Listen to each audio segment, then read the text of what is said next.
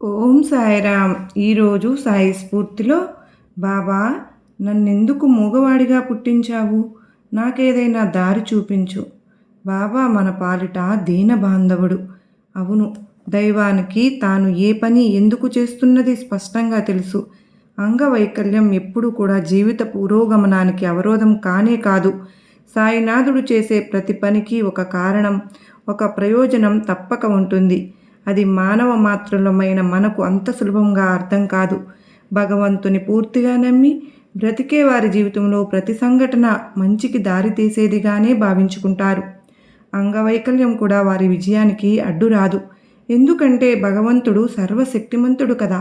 దైవాన్ని నమ్మిన వారిలో ఆ శక్తి ప్రసరిస్తుంది. సామాన్యంగా చెవిటివారు, మూగివారు ఏమీ చేయలేరు అని మనం అనుకుంటూ ఉంటాం.